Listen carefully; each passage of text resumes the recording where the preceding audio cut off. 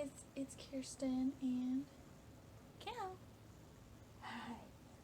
He's a good boy. This is a video I've been meaning to make for a while, and as you've probably noticed, I'm not very good at keeping up with making videos. But since finishing up Cal's gluten detection task, I get a lot of people asking me about how to do it. And when I first got diagnosed with celiac and was trying to figure out how to train this, on top of all of Cal's other tasks, it's like so hard to find actual process and things that you need to use and all that for how to train this. And there are a couple of bigger companies out there that I contacted and asked, and I was like, hey, I'm already a professional trainer, he's already done nose work. Hi, baby. Thank you. I love you too. Come here. And so I was like, I know generally, I think I know how to do it. I just need to I have a few gaps in my knowledge that I need filled in. And basically every company that I contacted, they were like, basically how we do this is kind of a secret. If you want help, you can pay us to help you over video chats and stuff. But we also really, really don't recommend people do this by themselves, because most people just can't do it. And I was like, okay, thanks, but no thanks. I was really, really, persistent and confident that I could do this on my own with what we've already done. And so finally I found a couple of people on Instagram who had trained themselves, and they were willing to, tell me what they had done and what had worked for me. So, like I said, I get a lot of people asking me, and because of all the struggle that I had, I want this information to be able to be found by you guys and utilized.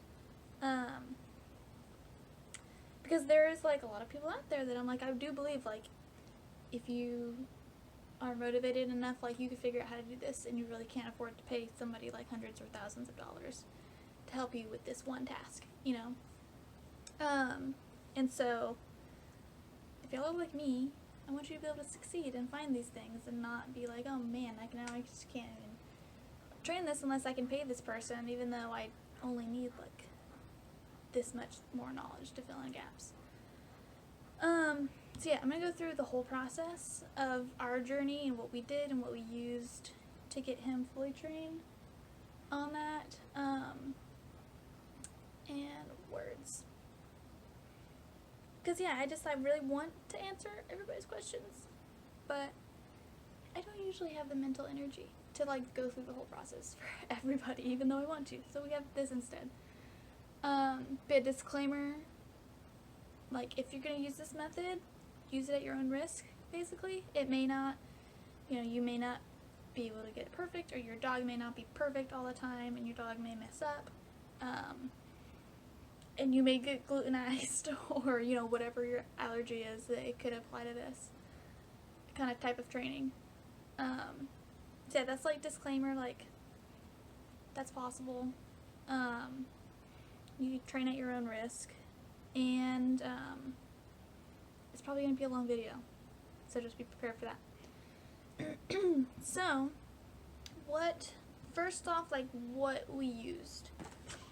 I have this whole, bag over here. So these are the main thing that I started his scent training with. I got these, and I poked holes in the top. Glass is best to use because it's not porous like plastic, and so any scent residue is not going to stick in there after you wash it. These, if you go to any store like Target or grocery store or whatever, anywhere that you can get mason jar type things there, you should be able to find the little bitty size like this. They come in a pack of 4. So that's what we used. And to get him started, every dog is different in this regard. A lot of people say to teach them, hold on, baby, you're gonna have to go. No, you gotta go. No, you gotta go. You're hurting my back. Go. A lot of people say, don't bug him. Don't be mean. She's a bully. A lot of people, every dog is going to be different.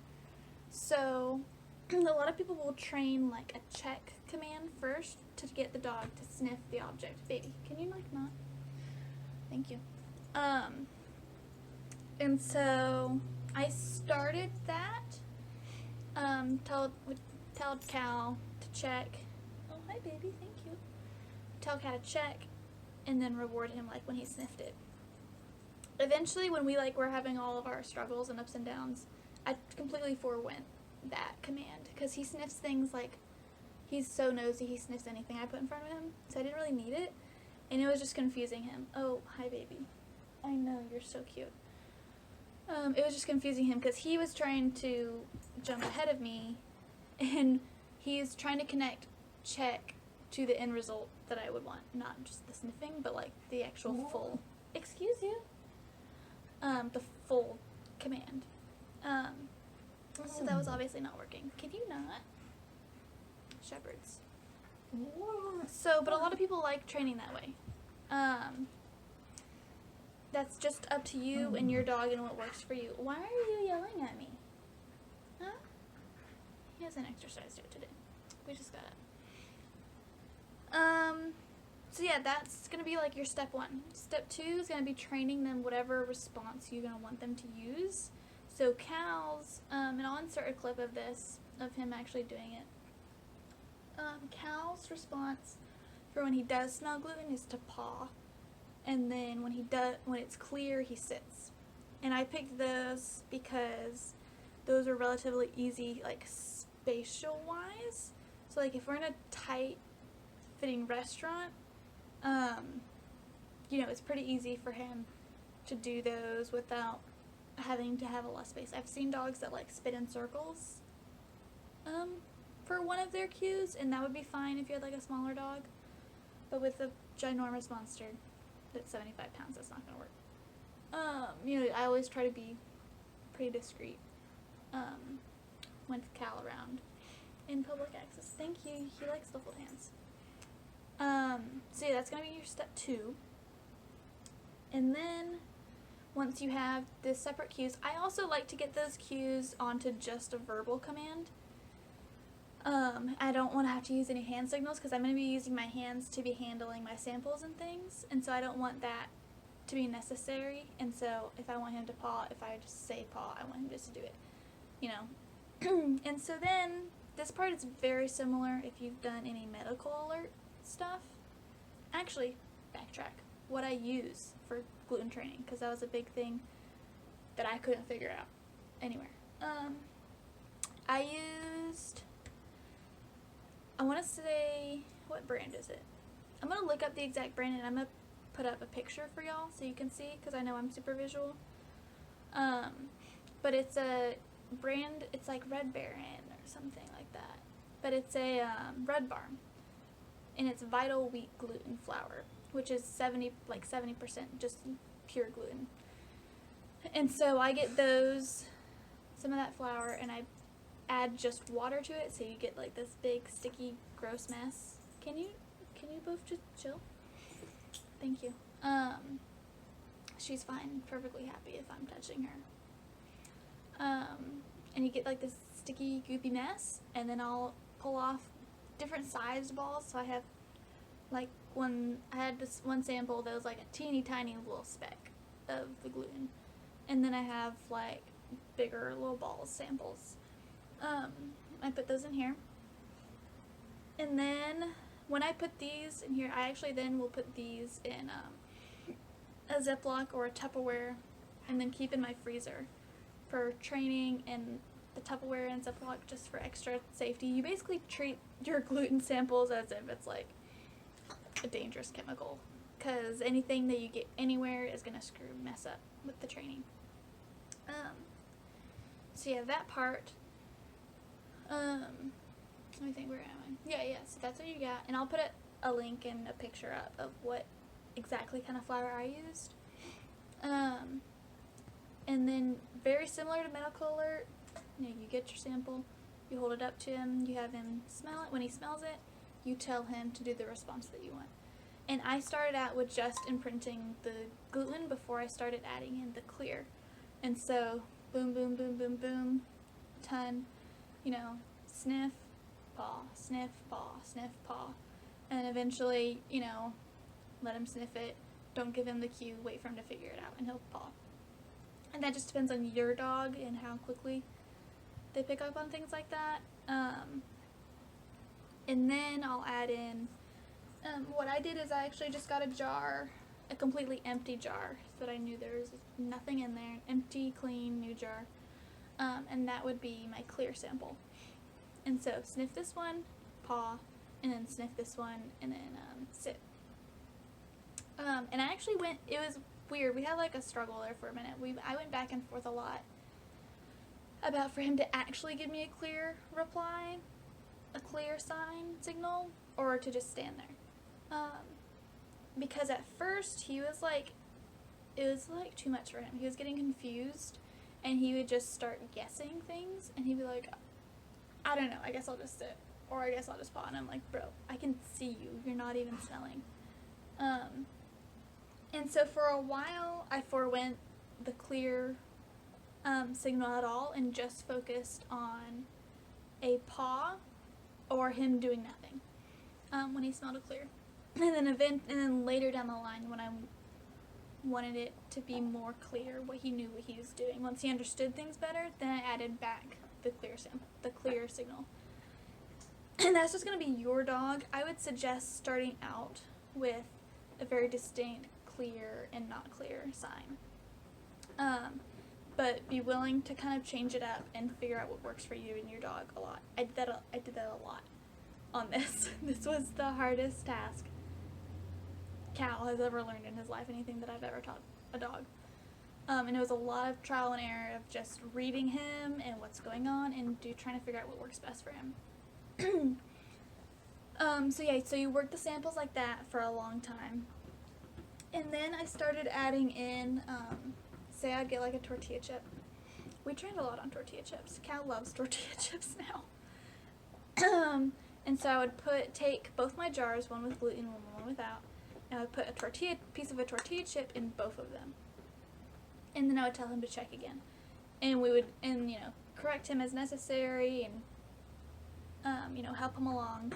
But that way then he's learning, that there's the smell of the tortilla chip there, and then they're both have the tortilla chip, but the gluten smell is the one that's different.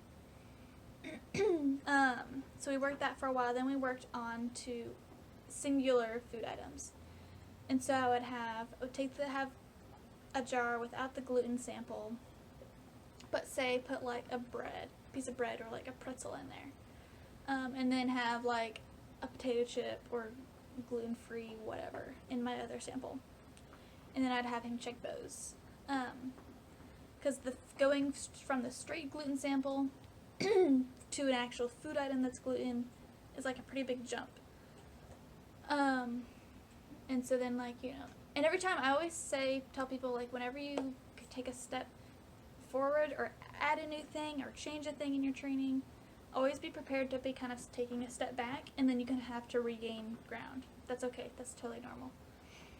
Then you work on that for a long time. And Cal, we kind of reached a point where I was like, you're still not like 100%, and I still kind of feel like you're guessing sometimes. Or he's so in tune to me and so just like ready to go that he would get ahead of himself and just be like, I just want to do the thing that I think she wants me to do, instead of actually like stopping and using his brain to think about what he should do in response to these. So that was frustrating. I know, right? He's crying about it. Oh wow. Hi. So what we ended up implementing, and I never did this for his medical alert scent training, but I know a lot of people, it's normal in their regimen for scent training for medical alerts, is I got myself, I actually already had a Lazy Susan, but I altered it, put Velcro on it, so I could put my sample jars in there. And I really would have preferred, hello baby, can I help you? I love you too. I know my lipstick smells good. Yeah, see, he's big. He's a monster. I would have preferred something bigger. I've seen people who just build their own, and it's, like, bigger. And I've seen people who build actual, like, little built-on, like, wooden things, like cup holders, kind of, to put the jars in as samples, which would have been nice because the Velcro, like, just didn't really cut it for us. Cal, because of his signal for, hey look, there's gluten there, is to paw it, he thinks that if he sees the jar by itself, he thinks he's supposed to paw at it. So then he would, like, knock it off the Lazy Susan. But it was still really good because it gave him the chance to learn, to, like, kind of think about it on his own and think about what he was doing without me having to give him any cues. And so at first I would kind of, like, help him along of, like, you know, just put the gluten there and then, like, go find it. And then I would add other samples in there too, like the clear samples, and have him go find the gluten sample and, you know, swirl it around and then be like, okay, go. So that helped a lot. Cal, did she take your bone? I'm so sorry. I'm so sorry. Come here. Here, go lay down. Lay down. Oh, wait. Thank you. Oh, don't huff at me. So the Lazy Susan was awesome for us, and that I noticed there was a big difference once I gave him the opportunity to kind of go on his own and start using his brain independent of me and my signals that I was giving him. So that was really great for our training. Another thing that I did later down on the line, you stop itching your butt so much.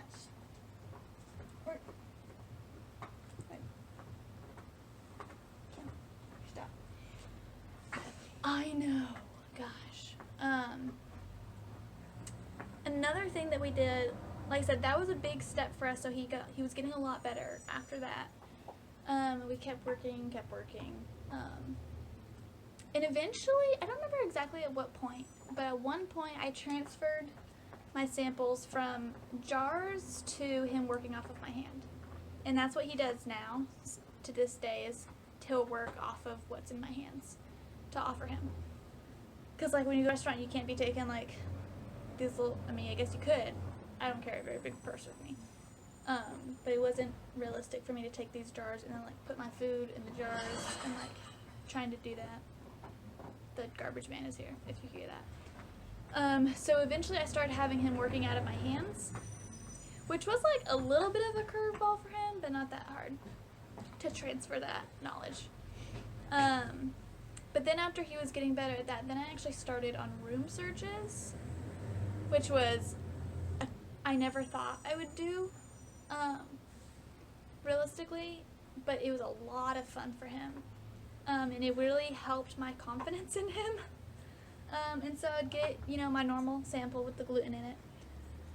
And then I would have him go, we had a 700 square foot apartment at this point in time, so I'd have him go, like, around the corner in the kitchen where he couldn't see me, and then go hide my jar somewhere. And we started that by, like, doing just, like, short distances, and I kind of told him, like, go find it.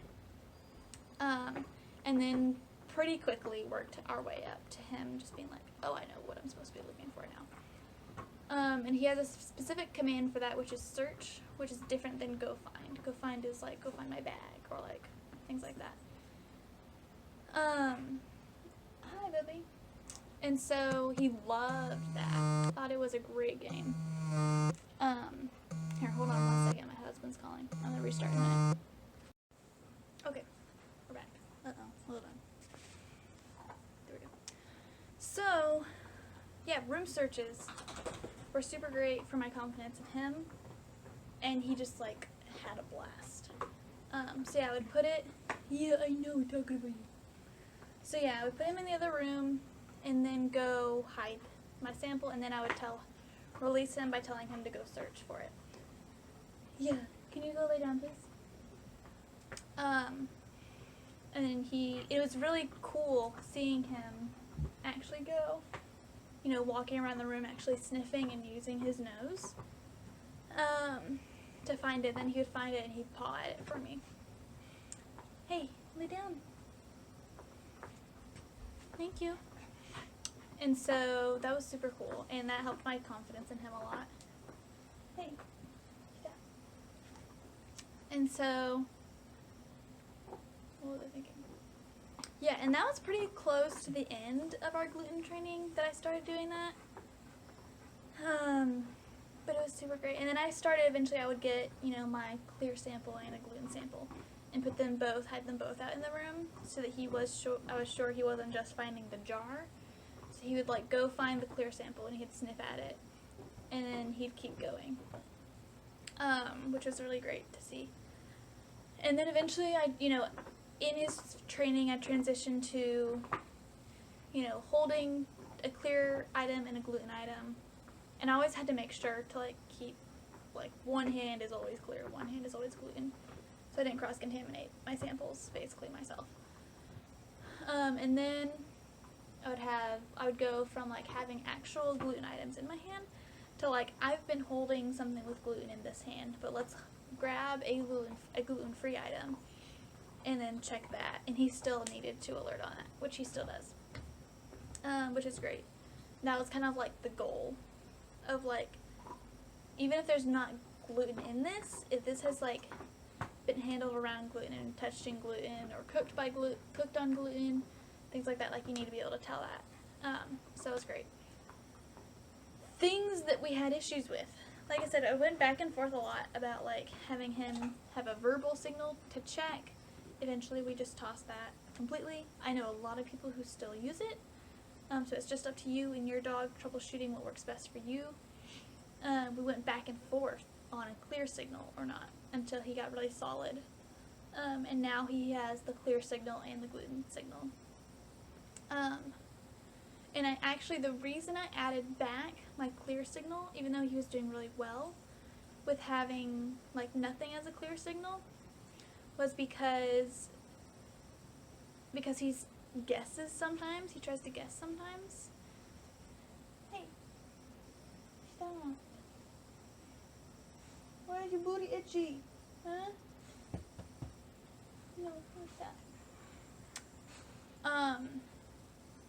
So because of that, and he likes to guess, if I gave him, a clear sample, and you want to give him time to think about it and then respond, but sometimes he would think about it too much and think because I wasn't immediately rewarding him that meant, oh, I should be doing something else, and so then I was like, you're just guessing. I need you need to know for sure which signal you're giving me, and then you need to be rewarded immediately for that. Another problem we had, honestly, probably one of the biggest problems, road bumps we have, was me just learning to trust him. Because eventually we got to a point where he's way more sensitive than I ever thought he would be to say all the smells and everything. And so there's tons of times where I was training and I maybe accidentally put it on something that had gluten on it recently, or touched something wrong or whatnot, and I thought it was clear, but he would give me a gluten signal and I'm like, what are you doing? And then at that phase we just totally stagnated, and it was so frustrating. I was like, what is wrong? Turns out he knows better than me and my training and my sampling, occasionally. And so, but then when I was correcting him for giving that signal, then it just totally confused him. And so there was at one point, I just got to a point where I was like, okay, it was when I started doing room searches. When I started doing room searches, I was like, okay, you know what you're doing. And so I just need to make the decision to trust you. And so when we started training again, if he signaled on something that I didn't think had gluten in it, then I would just forego that sample for now, and I would wash my hands again. and then keep going, and like, he rapidly improved. And then I was like, oh, okay, like now you understand what you're doing. Or like he always understood, but now I was like, now like I trust you. Don't complain to me. Stop yelling at me.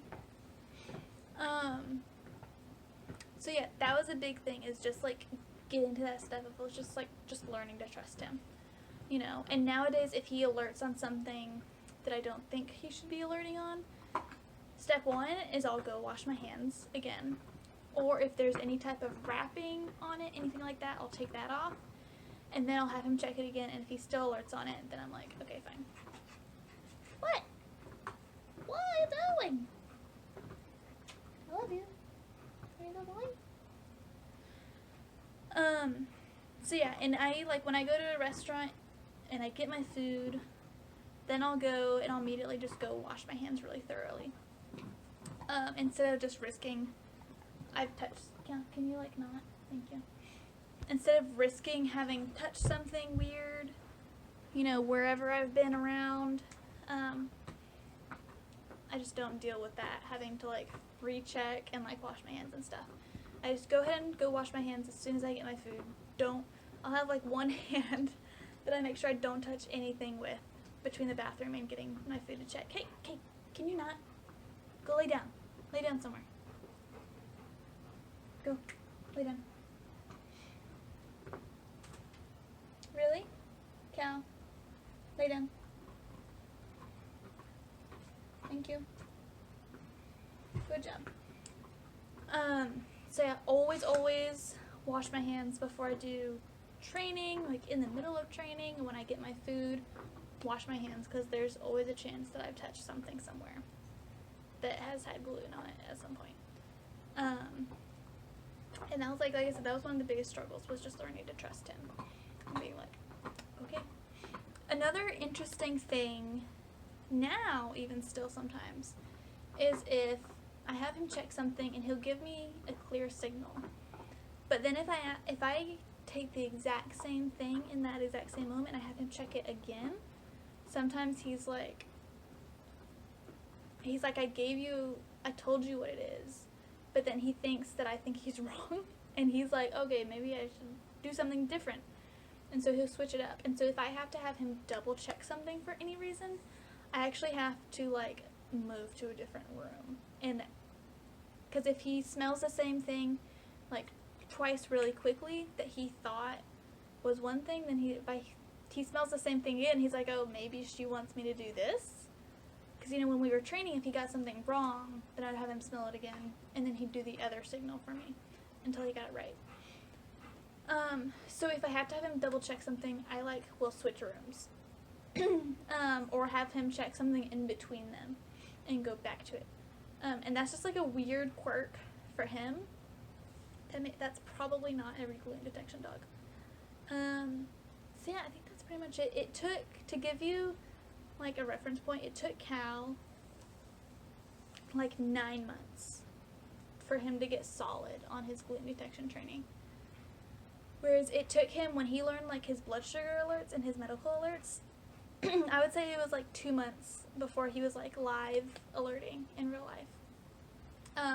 So it was way harder, way longer, and like more of a learning curve process than I had ever expected it to be. So that's one of the main things that I tell people, is I'm like, don't get discouraged if it seems like you're not going anywhere fast, or like if you like have your expectations here and then you're like feel like you're getting squashed, because I feel like that's kind of what happened to us. I was like, Cal learns and puts things together, like everything, so quick, but this one was such a struggle.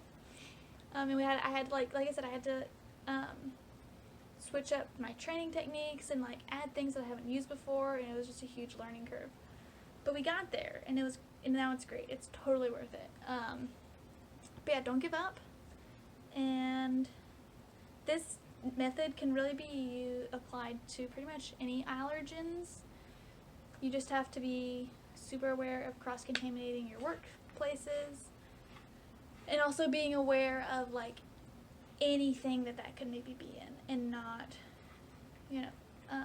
screwing yourself over.